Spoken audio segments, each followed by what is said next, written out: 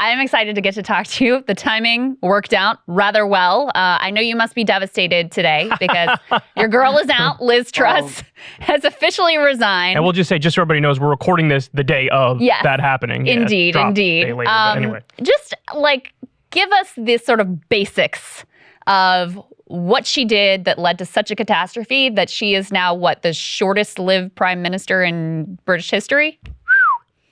Oh, easily the shortest lived prime minister in British history. You've got to remember, British politics is essentially a burning skip.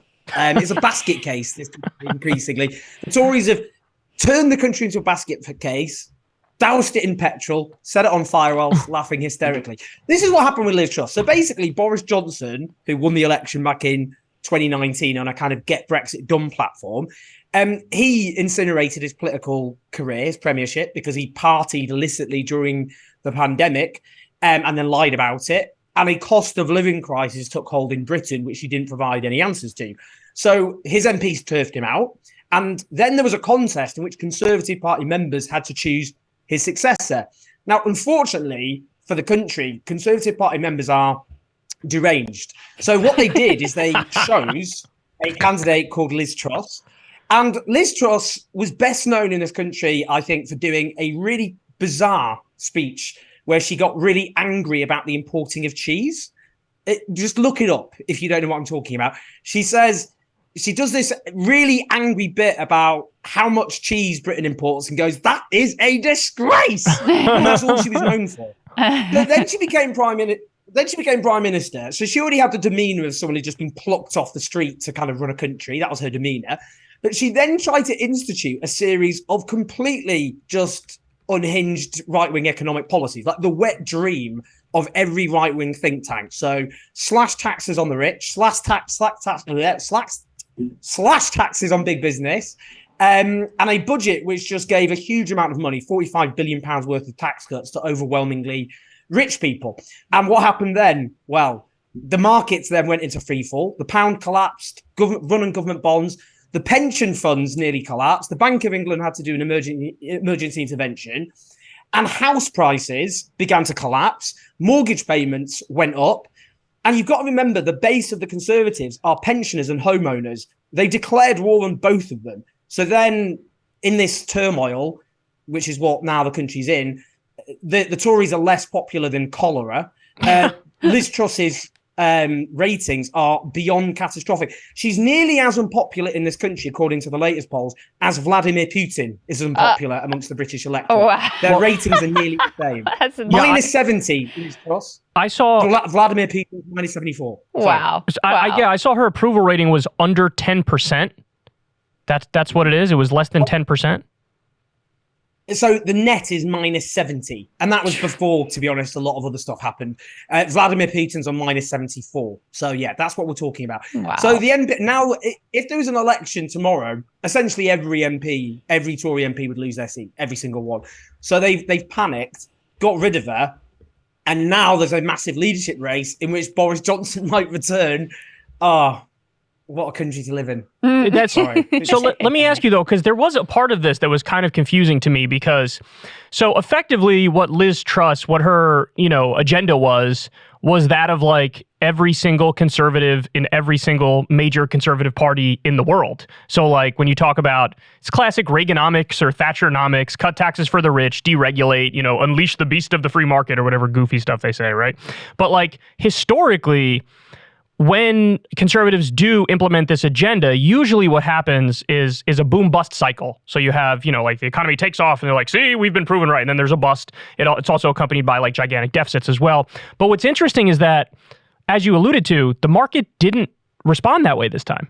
The market was like, holy shit, don't do this. And I'm struggling to figure out why the market reacted perhaps more rationally than previous times that this has been implemented. So, I mean, one just facts about that, which kind of might seem truly bizarre to a lot of your viewers, is the major plank was not to increase corporation tax. So corporation tax has been cut down to 19% in this country.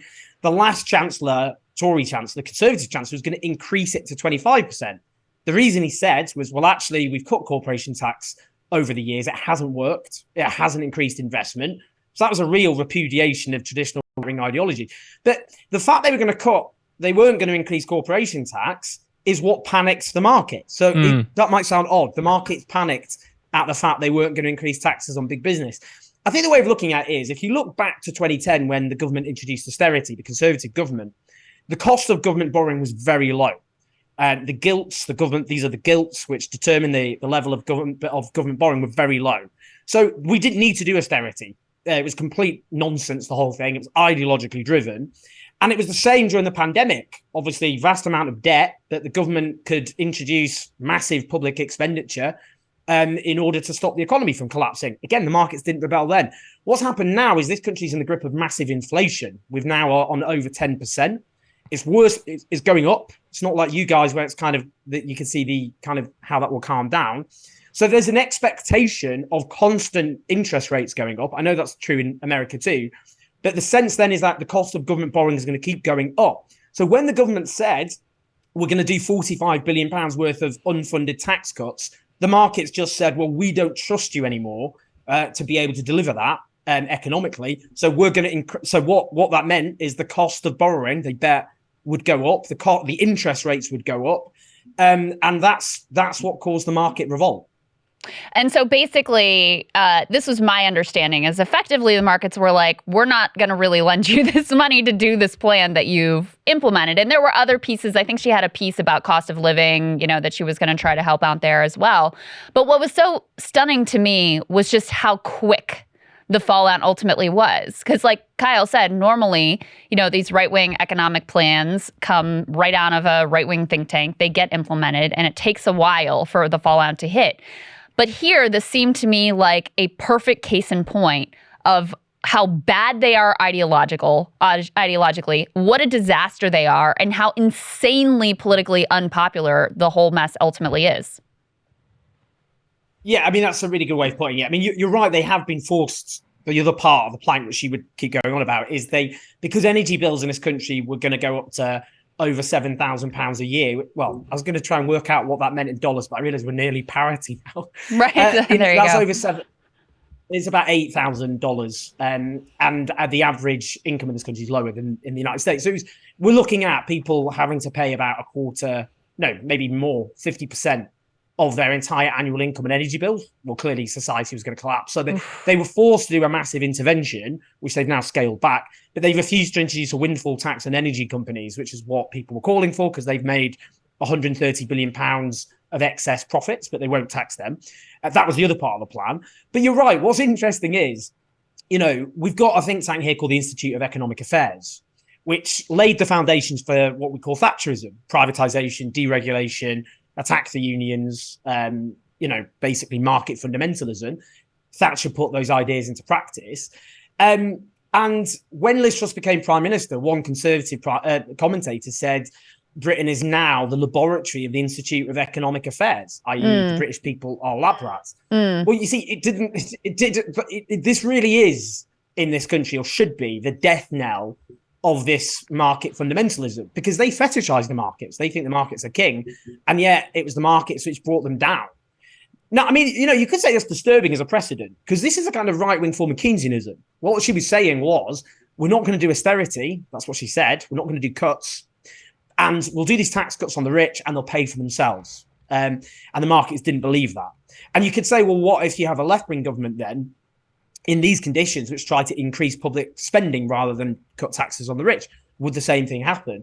And that shows in the current context, you've got to increase taxes on the rich. Otherwise, given inflation and interest rate hikes, the markets will do this. But this should be known in the same way in the 70s. That was used constantly to discipline the left, the crisis of the 1970s. Don't go to the bad old days of the 70s. This is the end of the road, or has to be the end of the road for market fundamentalism, because they introduced these radical extreme ideas which have been circulating amongst right-wing think tanks for years, and it's crashed the economy. It's a disaster what's happened. I really can't emphasize enough. Britain's had the longest squeeze in wages since the early 19th century. The worst. It's the only Greece of the industrialized countries has had a worst squeeze in wages. So now we're going to have all of this on top of the pain's not even hit yet, because of what the government's done. So that's right. That's where right wing economics have brought us. I mean, it's a human catastrophe. Yeah, and I don't actually know how society will cope. I think I saw on your show that at least some of the papers and some corners, when this mini budget was first announced, were actually celebrating it. Oh, beyond celebrating it. Yeah, they were. You see, like the Daily Mail, which is like the main right-wing newspaper, along with the Sun, was like finally a true blue conservative budget. Blue is the colour of conservatism in this country, confusingly. Yeah, I mean, they have this ridiculous idea that after 12 years of conservative government, that they haven't done proper conservative economic policies, despite the fact they did austerity to roll back the state ideologically, which caused this terrible squeeze in living standards and shredded public services, despite the fact they cut corporation tax and it didn't work. A lot of Tory MPs and newspapers and commentators got it in their heads that they haven't really done right-wing economics. And this might sound odd to say, because Boris Johnson, I know, is often compared to, say, Donald Trump. But Boris Johnson, in their eyes, wasn't conservative enough. They, he did do economic interventionism, like right-wing priorities. But they won the election by saying we're going to increase spending on health, on education, and on the police. And they were talking about levelling up to deal with regional inequality. They were increasing corporation tax. So a lot of conservatives were like, this isn't really conservatism. So their view was, finally, we've got our big moment. This is our big chance. Let's go all in, and we will show the genius of right-wing economics that hasn't really been able to flourish. And that's what happened. This was for them. This is our big moment to do what we always wanted to do. And what's their cope now? Like, they have to have come up with... Yeah, what's their cope? They're going to say... How are they... What's their excuse now? I'll tell you. They're going to say, no, yeah, there may have been initially when you implement the plan, because of the fact it's a big change, there may be some downsides, but in the long run, if you kept doing it, eventually things would have been better off. That's going to be the argument. Is that what they're... I mean, what are they... what are they saying?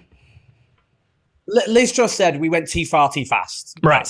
That's the mistake she said she put it. Yeah, I think, do you know what? They will, a lot of these right-wing commentators now will make excuses for this, but it has buried an attempt to do this for a generation, because if you now get any attempt to do tax cuts, or any politician talks about cutting taxes on the rich, people will just talk about this moment all the time. They'll go, oh, last time you tried that, you crashed the economy, you crashed the pound, and you made people pay hundreds of pounds extra a month on their mortgages just so rich people could have a tax cut. I don't think so. So it doesn't matter. They will have these excuses. They'll say, oh, it wasn't implemented in the exact right way. Their big excuse was it wasn't communicated properly. And what they did, just to show how kind of unhinged the whole thing was, is they didn't produce any projections, which normally a government has to do. Here's our economic plans. This is what will happen in the coming months. Revenue will be raised here. This is what it will mean for growth. They didn't do any of that. So they just shocked the market altogether. But that's what they'll say. They'll say we communicated it badly and it's too far too fast. But to be honest, it doesn't matter, because the vast majority of people in this country have concluded this is where right-wing economics takes you. They never supported cutting tax on the rich anyway, morally, but now everyone just thinks it's economically ruinous to do that. Hey y'all, do me a favor and like and subscribe. It helps out big time in the algorithm. Click the bell as well for notifications when videos drop, and watch that video on screen right now. You know you want to.